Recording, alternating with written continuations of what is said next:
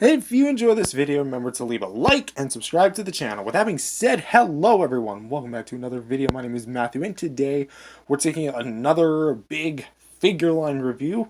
This time we're taking a look at a more smaller brand of figures, the Vinimates, which consists of Godzilla 1954, Godzilla 1962, MechaGodzilla 1974, Rodan 1993, Burning Godzilla 1995, and Godzilla 1999, or 2000.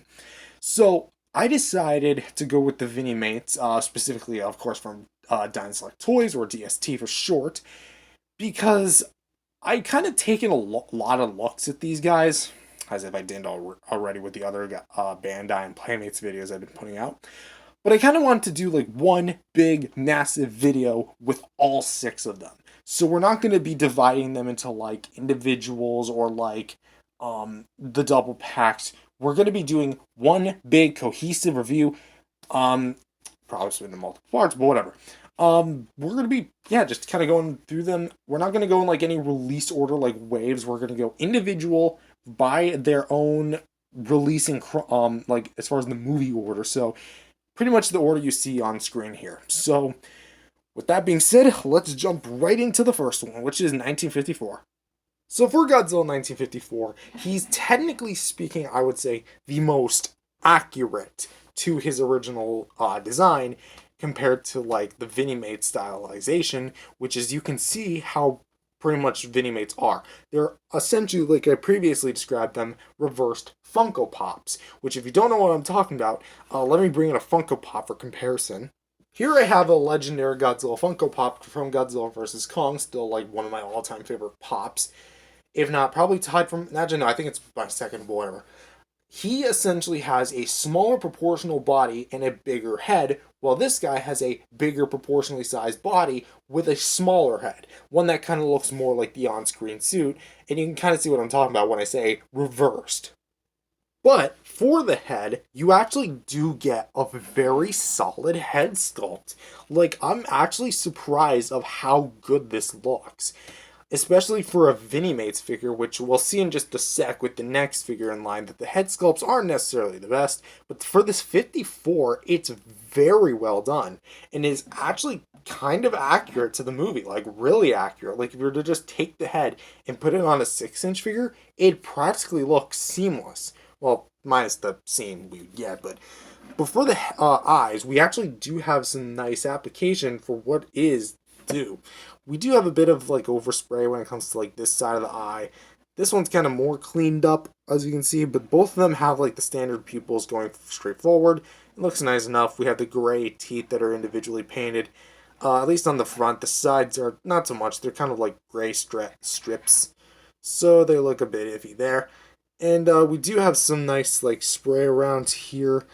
We do have like a gloss, which I can't tell if that's like a paint or like a gloss intentional type deal going on here, because like you look at the armpits and then where it leads into the chest, it's kind of glossy, but then you look at like the chest brow right here, like the little bump, it's completely matte. So I'm guessing like the base of it, of the whole figure, is glossy, but they went over it with like some matte paint, or it's the reverse.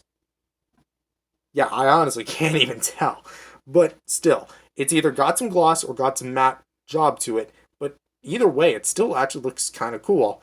And you do get some like little rugged details here. Kind of going back to the head, you get like the little pointed ears. I would say the ears are maybe a bit too big. They kind of look like elf ears, as opposed to like the more Godzilla like ears that he is normally used to having. We have like the multiple rows of fins, which starting right here, they are painted. We'll get to the fins in just a sec. And we have the overly dramatically sized arms, which, as you can see, they look like freaking clubs with spikes. Like, you get punched by this dude, you're done. You're absolutely done. But the claws are actually sculpted pretty well, nice and sharp, and actually have something for it to hold. I'm not very familiar with the Vinimates line as a whole, but I'm sure it can fit something. But going down to the legs, we get some more like that same detail we find on the body with like the little ridges and scales and stuff, especially like on the gray claws here, which we also have gray claws down here. We do get some, again, more like that. It kind of, again, looks like, it almost looks like a pair of pants. You know those pants that, like, really older singers like 90s, 80s, 70s would wear. Yeah, that's almost like what this looks like. Just remove the feet and have like their tiny in proportion feet, and then you have like those big baggy pants. You know those what I'm talking about? Yeah, it's kind of what I'm talking about. But you do get some nice pronounced kneecaps, and of course the bottom of the feet are actually well, the nails I should say are painted. Not so much like detail wise here, but we do get like this kind of a more stubborn shorty tail. I wouldn't expect it to be like overly long, but it's still there. It's got all that gray paint leading up to the tip of the tail, which thankfully it is all painted. And then we get to the spines, which is going to be a molded after the 54 fins, as you can see by this fin and this fin.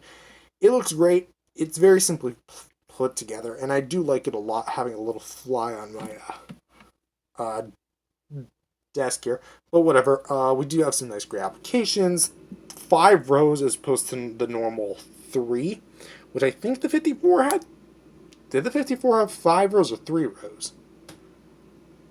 Even I'm struggling to remember. But yeah, starting from here to about here is where it actually has like the gray in the middle. And as for that, that's actually kind of it as far as like the sheer sculpt and paint goes. It's very simplistic and very cool. I like how they keep the black and white going. But for articulation, we actually have 2 points. One at the head, which comfortably you can kind of rotate about up to there. So do keep in mind that when you do spin, these spines will rub into the back spines. And then here, which I think is disconnected out of the box if you get it individually, you do get the option to spin it like this, which is actually pretty cool. However, keep in mind, it is on a ball joint, like the peg itself is a ball joint, but it doesn't have the socket required for it to actually spin around like one, so comfortably you're just going to get a rotation.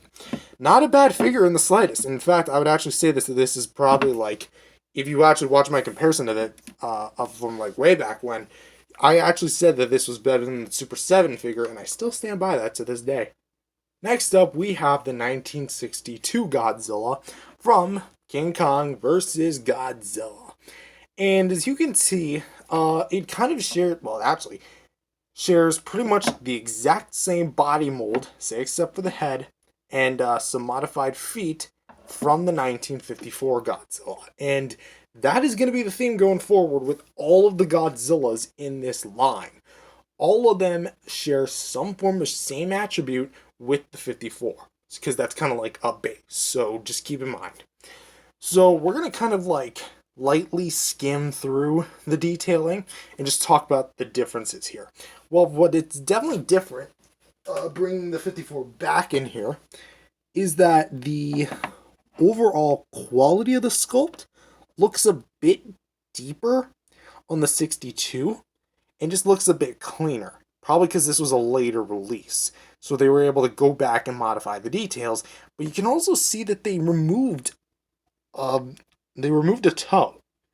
Of course, it's accurate to the movie, but I really like that they did it and just didn't leave the toe in there, because in the movie, starting from King Kong vs. Godzilla all the way to MechaGodzilla, he only has 3 toes, which is weird because the Raids Again Godzilla, which keep in mind these are supposed to be the same guy, only has 4 toes, like the 54. So maybe he lost a toe, just melted away.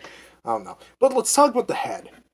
I take issue with the head sculpt because from a front, it looks actually kind of cool. It looks really good. I like the kind of yellow eyes and the more bigger black pupils. It looks like the movie. And I do like the paint that they chose for the mouth. And even though head on, it definitely looks derpy as hell. But the mouth sculpt actually has some mild detail. Can't really see it all too well. Zooming as best as I can in there, but we do have some nice detail. Like we have a sculpted in tongue, which actually has some detail, and some detail on the roof of the mouth. Like Diamond Slug didn't have to do that, but they did. But what I do take personal issue with is the head side profile. The mouth is just too elongated. It almost looks like the Godzilla from the Family Guy cutaways. Yeah, now you're probably unable to see it. And also uses the 54 molded spines. Now, while they are similar, like the design in the movie and the design on the Vinimates, they're not exactly the same. But the coloring is definitely different, having a more olive green type color with bone-colored claw paint here and there. And aside from the paint differences I just showed you, that's basically the entirety of the sculpt and paint. There's really not a lot to write home about when it comes to the 62 Godzilla as far as sculpt and paint goes. So with that, that's pretty much it for the sculpt and paint.